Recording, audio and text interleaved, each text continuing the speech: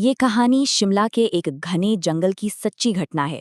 एक ऐसे forest guard की कहानी जिसके एक खौफनाक अनुभव ने ये सिखाया कि जंगल के कुछ नियम अनसुने ही रहें तो बेहतर है। और ये जो चेतावनी आप देख रहे हैं, ये किसी और की नहीं बल्कि सीधे उसी इंसान की है जिसने ये सब कुछ झेला है। तो चलिए सीधे कहानी पर आते हैं और जानते हैं कि आखिर हुआ क्या था। तो बात शुरू होती है राजेश नाम के एक नौजवान से। उन्होंने अपने करियर की शुरुआत शिमला के पास एक काफी दूर दराज के जंगल में एक फॉरेस्ट गार्ड के तौर पर की थी।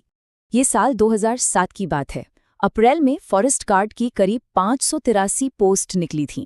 राजेश ने अप्लाई किया और उन्हें ये सरकारी नौकरी मिल भी गई, जो उनके परिवार के लिए उस वक्त बहुत बहुत ज़रूरी थी।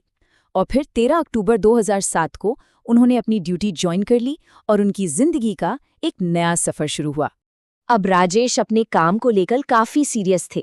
पहले कुछ महीने तो उन्होंने पूरा इलाका समझने और वहां के लोगों से जान पहचान बनाने में ही निकाल दिए। वो उन लोगों में से थे जो किसी शिकायत का इंतजार नहीं करते थे, बल्कि खुद ही जंगल में गश्त पर निकल जाते थे। और ऐसे ही एक दिन दिसंबर 2007 की बात है। वो अपनी रोज की गश्त पर थे जब उन्हें कुछ ऐसा मिला जो एक दिन पहले तक वहां बिल्कुल नहीं था।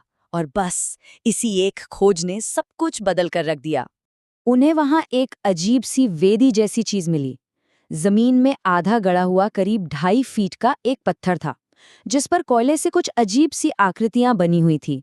साथ में एक त्रिशूल जैसी मेटल की रॉड भी गड़ी थी और ताजे गुंथे हुए आटे के पेड़े चढ़ाए गए थे। अब देखिए, राजेश उस वक्त नौजवान थे। उनका इन सब चीज़ों में, अंधविश्वास वगैरह में ज़्यादा यकीन था नहीं। उन्हें लगा कि ये सब क्या है और जंगल को साफ रखना तो उनकी ड्यूटी है। तो उन्होंने फैसला कर लिया कि वो इसे यहाँ से हटा देंगे। तो उन्होंने क्या किया? पहले तो मन ही मन माफी मांग ली, फिर वो पत्थर और त्रिशूल उठाकर पास की एक खाई में फेंक दिया। और वो जो आटे के पेड़े थे वो उन्होंने अपने साथ ले लिए और आगे जाकर एक गांव वाले के बछड़े को खिला दिए। उन्हें क्या पता था कि इस छोटी सी हरकत का अंजाम क्या होने वाला है। और अंजाम उसी रात से दिखना शुरू हो गया। उस रात अजीब घटनाओं का एक ऐसा सिलसिला शुरू हुआ जिसका कोई मतलब ही समझ नहीं आ रहा था। जंगल की गहराइयों से आवाजें आने लगी। सबसे पहली आवाज आई लकड़ी काटने की, बिल्कुल साफ। राजेश को लगा कि कोई जंगल में अवैध कटाई कर रहा है, तो वो अपनी टॉर्च लेकर उस कड़ाके की ठंड में बाहर निकल पड़े। वो आवाज की तरफ बढ़ी रहे थे कि तभी पास में ही एक बहुत बड़े पेड़ के गिरने की जोरदार आवाज आई। ये तो पक्का था कि जंगल में कोई ना कोई हरकत हो रही है। लेकिन हैरानी की बात तो ये थी कि जब वो उन दोनों जगहों पर पहुंचे तो वहां कुछ भी नहीं था। ना कोई लकड़हारा, ना कटी हुई लकड़ी और ना ही कोई गिरा हुआ पेड़। सब कुछ एकदम शांत। ये रात तो जैसे तैसे गुजरी, पर अगली सुबह एक और भी परेशान करने वाली खबर आई। वो बछड़ा जिसे राजेश ने वो पेड़े खिलाए थे, रात में ही बड़ी तकलीफ से एक रहस्यमय तरीके से मर गया था। यहीं पर पहली बार उनके मन में उस घटना का ख्याल आया। दूसरी रात डर और भी बढ़ गया। इस बार खतरा जंगल में नहीं था, बल्कि उनके दरवाजे पर आ चुका था। उस रात वो डिनर में मटन बना रहे थे। हुआ ये कि लगभग 2 घंटे प्रेशर कुकर में पकाने के बाद भी मटन बिल्कुल कच्चा था। ऐसा लग रहा था मानो उसे आग पर रखा ही ना गया हो। अब वो काफी परेशान हो गए और गुस्से में उन्होंने वो कच्चा मटन और ग्रेवी समेत पूरा का पूरा बर्तन अपने दरवाजे के ठीक बाहर बर्फ में फेंक दिया। खैर, उन्होंने कुछ और खाया और सोने की कोशिश करने लगे। वो अभी बिस्तर पर लेटे ही थे कि उन्हें अपने बंद दरवाजे के ठीक बाहर से जोर जोर से कुछ चबाने और हड्डियां तोड़ने की आवाजें आने लगी। साफ लग रहा था कि कोई उस फेंके हुए मटन को खा रहा है। और फिर अचानक बाहर की आवाजें एकदम बंद हो गईं और उसी पल उनके पूरी तरह से बंद कमरे के अंदर एक तेज हवा का झोंका आया। खिड़की जोर से खुली और फिर अपने आप ही बंद हो गई। उन्होंने घबराकर चेक किया, दरवाजा और खिड़की सब अंदर से लॉक थे। ये बात किसी भी तर्क से परे थी।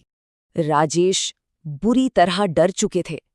उन्होंने किसी तरह सुबह होने का इंतजार किया और जब हिम्मत करके दरवाजा खोला तो बाहर बर्फ में जो सबूत मिले उसने उन्हें और भी डरा दिया। बर्फ में इंसानी पैरों जैसे निशान थे, लेकिन वो नॉर्मल नहीं थे। पहली बात, वो निशान सिर्फ दरवाजे तक आ रहे थे, वापस जाने का कोई निशान नहीं था। और दूसरी सबसे अजीब बात, वो निशान सिर्फ एक पैर के थे, जैसे कोई एक पैर पर चलकर उनके दरवाजे तक आया हो। अब राजेश से रहा नहीं गया। वो भागे भागे वहां के लोकल चौकीदार के पास पहुंचे और तब जाकर चौकीदार ने उन्हें जंगल की कुछ अनदेखी शक्तियों के बारे में बताया। उसने छलावा के बारे में बताया। ये एक ऐसी शक्ति या भ्रम होता है जो जंगल में भटकने वालों को अपना रूप बदलकर धोखा देता है, खासकर रात में अकेले लोगों को। चौकीदार उन्हें एक स्थानीय जानकार के पास ले गया, जिन्हें चेला कहते थे। उस चेले ने उन्हें बचाने के लिए कुछ चीजें दी। बाजू पर बांधने के लिए एक काला धागा, लौंग और इलायची की एक पोटली और कुछ निर्देश दिए। साथ में ये भी कहा कि अंधेरा होने के बाद कभी अकेले बाहर मत निकलना। राजेश ने उन सभी बातों को बहुत ध्यान से माना और उसके बाद वो सारी अजीब और डरावनी घटनाएं पूरी तरह से बंद हो गई। वो अनुभव तो खत्म हो गया, लेकिन उससे मिला सबक हमेशा के लिए रह गया। तो ये घटना हमें सोचने पर मजबूर करती है ना, कि दुनिया की इन जंगली जगहों पर कौन से अनदेखे नियम लागू होते हैं, और जब हम अनजाने में उन्हें तोड़ देते हैं तो उसके नतीजे क्या होते हैं। शायद कुछ जगहों पर चीज़ों को वैसे ही छोड़ देना सबसे अच्छा होता है जैसे वे मिली हैं।